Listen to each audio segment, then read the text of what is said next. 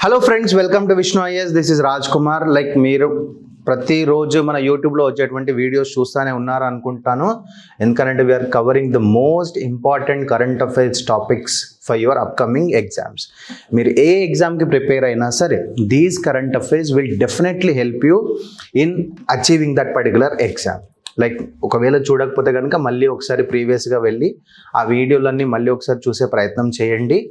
And today we are going to discuss one of the important topics with respect to polity: registered unrecognized political parties. Register అయిన పార్టీసే, but అవి unrecognised, అంటే అవి ఏ state party కాదు, national party కాదు, అట్లా register అయి పెట్టుకున్నారనమాట. అట్లాంటి పార్టీస్ని కొన్ని డీలిస్ట్ చేయడం జరిగింది, అంటే తీసేయడానికి ప్రయత్నం చేస్తుంది ఎలక్షన్ కమిషన్. సో ఇది ఒక గంభీరమైనటువంటి విషయం. ఇది కూడా మనం ఈ వీడియోలో చూసే ప్రయత్నం చేద్దాం. Before going further, please do like, share and subscribe to Vishnu IAS. Let's get in to the video. రీసెంట్గా ఎలక్షన్ కమిషన్ ఆఫ్ ఇండియా 476 రీసెంట్గా election commission of India 476 registered unrecognised political parties ఏవైతే ఉన్నాయో వాటిని డీలిస్ట్ చేయడానికి ప్రాసెస్ స్టార్ట్ చేసిందనే చెప్పొచ్చు. ఎందుకనంటే because of it's inactivity. గత 6 సంవత్సరాలుగా జరిగినటువంటి ఏ ఎలక్షన్లో పార్టిసిపేట్ చేయలేదు, but they are continue to enjoy privileges. ఏ ప్రివిలేజెస్ సార్? ట్యాక్స్ ఎగ్జంప్షన్ వస్తుంది. ఒక రికగ్నైజ్డ్ పొలిటికల్ పార్టీ లేకపోతే రిజిస్టర్డ్ పొలిటికల్ పార్టీ అయితే కనుక వాళ్ళకి ట్యాక్స్ ఎగ్జంప్షన్ దొరుకుతుంది. ఎలక్షన్ సింబల్స్ వాళ్ళు చూస్ చేసుకోవచ్చు. ఇట్లాంటి బెనిఫిట్స్ ఏవైతే ఉన్నాయో వాళ్ళు అవి ఎంజాయ్ చేస్తున్నారు. కానీ ఏ ఎలక్షన్లో వాళ్ళు పార్టిసిపేట్ చేయలేదు. లాస్ట్ 6 ఇయర్స్గా కన్సెక్యూటివ్గా ఏ సంవత్సరం కూడా ఎటువంటి ఎలక్షన్స్లో పార్టిసిపేట్ చెయ్యని పొలిటికల్ పార్టీస్ ఏవైతే ఉన్నాయో దాంట్లో 476 పార్టీస్ని డీలిస్ట్ చేయడానికి ఎలక్షన్ కమిషన్ ప్రాసెస్ స్టార్ట్ చేసింది. ఎవరు సార్ డీలిస్ట్ చేస్తారు అని అంటే, చీఫ్ ఎలక్టోరల్ ఆఫీసర్స్ ఎవరైతే ఉంటారో, the election commission of India has instructed the chief electoral officers to issue show cause notices to the identified parties. So the chief electoral officers will take care of the things. Cool. అసలు ఏంటి sir ఈ registered unrecognised political parties ఏంటి అని అంటే, ఇవన్నీ కూడా section 29A of the representation of peoples act 1951 ప్రకారం register అవుతాయి. ఏదైనా ఒక political party section 29A of the ప్రజా ప్రాతినిధ్య చట్టం 1951 ప్రకారం ఏవైతే రిజిస్టర్ అవుతాయో వాటిని మనం RUPPS అని పిలుస్తాం. But they are not recognised as a state party or a national party. State party ఎలా రికగ్నైజ్ చేస్తారు, లేకపోతే నేషనల్ పార్టీకి ఎలా రికగ్నైజ్ చేస్తారో వాటికి కావాల్సినటువంటి ఏంటి అనేది మనం చూద్దాము. బట్ మీన్ వైల్ ఏంటంటే, జస్ట్ రిమెంబర్కి ఈ RUPPS ఏవైతే ఉన్నావో ఏ స్టేట్ పార్టీ కాదు, ఏ నేషనల్ పార్టీ కాదు. కానీ సెక్షన్ 29A ఆఫ్ ది ప్రజా ప్రాతినిధ్య చట్టం 1951 ప్రకారం రిజిస్టర్ అయి ఉన్నాయి. That's it. ఓకే. దాంట్లో ఫర్ ఎగ్జాంపుల్ అంటే Akhil Bharat Hindu Mahasabha, Hindustan Nirman Dal, social democratic party of India. These are some of the examples of this. ఎలా రికగ్నైజ్ చేస్తారో మనకు తెలుసు, ఆల్రెడీ చెప్పుకున్నాం. ఈ పర్టికులర్ సెక్షన్ 29A ప్రకారము రిజిస్టర్ అయి ఉండాలి. 30 రోజులు అంటే వాళ్ళు పొలిటికల్ పార్టీ ఫామ్ చేసినటువంటి 30 రోజుల లోపల ఒక కాన్స్టిట్యూషన్ తీసుకురావాలి, మెమొరాండం. అది కాన్స్టిట్యూషన్ అంటే పార్టీ ఎట్లా రన్ అవుతుంది, పార్టీ యొక్క ముఖ్య ఉద్దేశం ఏంటి, పార్టీ ఎట్లా రన్ అవుతుంది అనే విధంగా ఏవైతే ఉంటాయో అది 30 రోజుల్లోపు సబ్మిట్ చేయాల్సి ఉంటుంది. అండ్ అలాగే కాన్స్టిట్యూషన్ ఆఫ్ ఇండియాకి, ఆ తర్వాత మన ideologies socialism, secularism, democracy, sovereignty, unity and integrity, వీటన్నింటికి కూడా వాళ్ళు ప్రాపర్ అలీజియన్స్ చూపించాలి. Getting my point. And next, ensure internal democracy in the political parties. Internal democracy ఏంటనంటే, ఆ పొలిటికల్ పార్టీ యొక్క హెడ్స్ ఎవరైతే ఉంటారో వాళ్ళందరినీ కూడా ప్రాపర్ ఎలక్షన్స్ ద్వారానే ఎలక్ట్ చేసుకోగలగాలి. That is internal democracy. Periodic elections for the office bearers. Clear.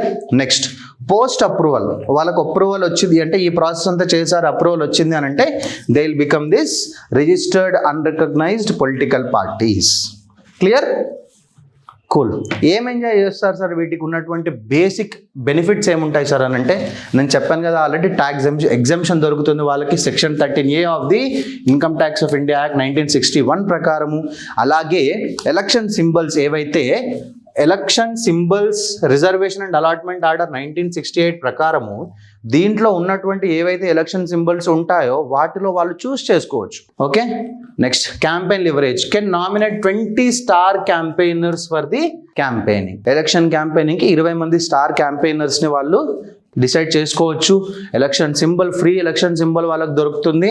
And at the same time tax exemption కూడా వాళ్ళకు వస్తుంది అనమాట. ఈ బెనిఫిట్స్ని ఎంజాయ్ చేయడానికి చాలామంది ఏదో రకంగా ఏదో ఒక పొలిటికల్ పార్టీని రిజిస్టర్ చేసేసి వదిలేస్తారు just to get the tax exemption.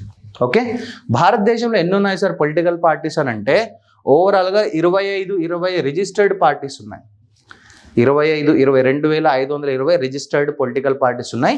ఇప్పుడు ఈ డీలిస్టింగ్ తీసేసిన తర్వాత కూడా 25-20 ఉన్నాయి. ప్రస్తుతం ఉన్నవి 25-20. దీంట్లో కేవలం 6 మాత్రమే నేషనల్ పార్టీస్. దీంట్లో ఈ 25-20లో కేవలం 6 పార్టీస్ మాత్రమే నేషనల్ పార్టీస్ అంటాం మనం, జాతీయ పార్టీలు. ఏమి అవి? Bharatiya Janata party, Bahujan Samajwadi party, communist party of India, communist party of India Marxist, Indian national congress, nationalist congress party.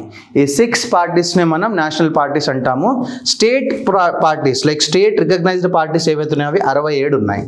6 + 67 ఇవి state and central government recognise, అంటే state and national parties. Sum 73. 2520లో 73 మాత్రమే recognised parties like either state party or national party. Remaining అన్నీ కూడా registered unrecognised political parties. Clear? ఎలా sir ఒక state party అదొక national party దాన్ని ఎట్లా మనం రికగ్నైజ్ చేస్తాము అని అంటే కనుక, మీరు చూస్తే స్టేట్ పార్టీకి లైక్ అరౌండ్ ఒక 5 కండిషన్స్ ఉన్నాయి. ఈ 5 కండిషన్స్లో ఏదో ఒక కండిషన్ వాళ్ళు సార్ట్అవుట్ చేస్తారు, ఏదో ఒక కండిషన్ వాళ్ళు సాల్వ్ చేసినా కూడా వాళ్ళని ఒక స్టేట్ పార్టీ కింద కన్సిడర్ చేస్తారు. ఏంటి సార్ అవి అని అంటే, నెంబర్ 1, రీసెంట్గా అయినటువంటి అసెంబ్లీ ఎలక్షన్స్లో minimum 6% of the valid votes వచ్చి ఉండాలి ఆ పార్టీకి. రీసెంట్గా ఒక అసెంబ్లీ ఎలక్షన్ జరిగింది కదా, ఆ అసెంబ్లీ ఎలక్షన్స్లో వ్యాలిడ్ ఓట్స్ ఏవైతే వస్తాయో దాంట్లో 6% ఓట్లు ఆ పార్టీకి వచ్చి ఉండాలి అండ్ 2 ఎమ్మెల్యేస్ వచ్చి ఉండాలి. This is number 1 condition. Number 2, Lok Sabha ఎలక్షన్స్లో 6% వ్యాలిడ్ ఓట్స్ వచ్చి ఉండాలి అండ్ ఒక ఎంపీ సీట్ వచ్చి ఉండాలి. క్లియర్?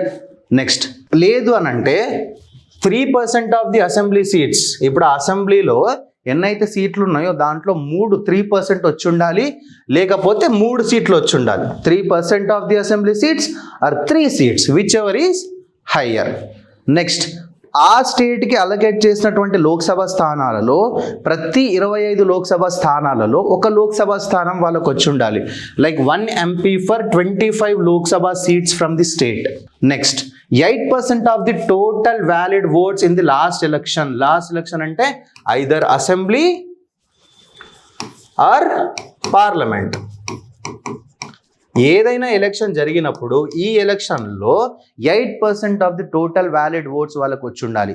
ఈ 5 కండిషన్స్లో ఏదో ఒక్క కండిషన్ వాళ్ళు సార్ట్అవుట్ చేసుకున్నా కూడా వాళ్ళు స్టేట్ పార్టీ కింద రికగ్నైజ్ చేయబడతారు.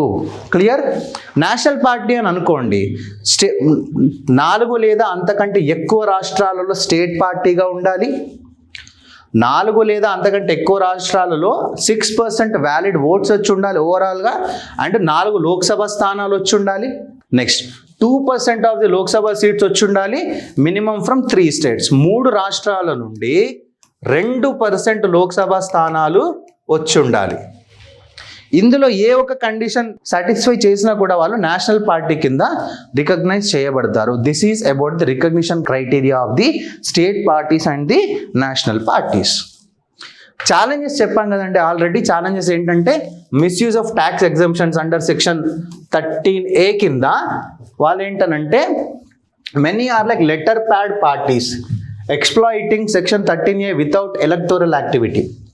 జస్ట్ లెటర్ ప్యాడ్లో సంతకాలు చేయడానికి మాత్రమే ఉంటాయి అన్నట్టుగా లెటర్ ప్యాడ్ పార్టీస్ అంటాం, కానీ వాళ్ళు ఎటువంటి ఎలక్షన్స్లో పార్టిసిపేట్ చేయరు. నెక్స్ట్, ఇంటర్నల్ డెమోక్రసీ ఉండదు. ప్రాపర్ ఎలక్షన్స్ జరగవు.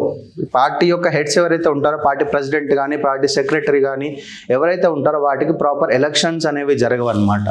నెక్స్ట్ లీగల్ కన్స్ట్రెయిన్స్ చూసుకున్నట్టయితే ఇప్పుడు ఏవైతే ఇట్లాంటి పార్టీస్ ఉన్నాయో అవి ఎలక్షన్ కమిషన్ డీలిస్ట్ చేయడానికి అవకాశం లేదనమాట. ఇప్పుడు చూస్తే నో ఎక్స్ప్లిసిట్ ఆర్పిఏ ప్రజాప్రాతినిధ్య చట్టం provision for deregistration for non participation, no internal election or not filling financial returns. ఆర్పిఏలో ఎటువంటిది మెన్షన్ చేయలేదు, కానీ సుప్రీంకోర్టు ఏం చెప్పింది అని అంటే 2002లో ECI can deregister only in exceptional cases. ఇప్పుడు ఈ కేసులో ఎక్సెప్షన్ కేసు ఏంటి, 6 సంవత్సరాలుగా ఏ ఒక్క ఎలక్షన్లో కూడా వాళ్ళు పార్టిసిపేట్ చేయలేదు. That is an exception case. That is why the election commission of India delist చేయడానికి ప్రయత్నిస్తుంది. And law commission 170th 255th report చూసుకున్నట్టయితే it embedded internal democracy requirements in RPL. Internet democracy requirements add చేయాలి and at the same time deregistration add చేయాలి if no election participation for like 10 years. ఇది చేయాలని చెప్పి law commission recommendation ఇచ్చింది. అలాగే election commission of India 2016 proposal ఏంటంటే amend RPA to grant ECI explicit deregistration power.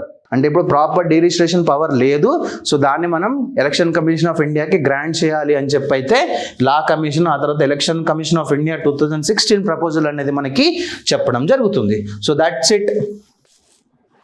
That's it about the video today. So please do like, share and subscribe to Vishnu IAS. All the best, happy learning and Jai Hind.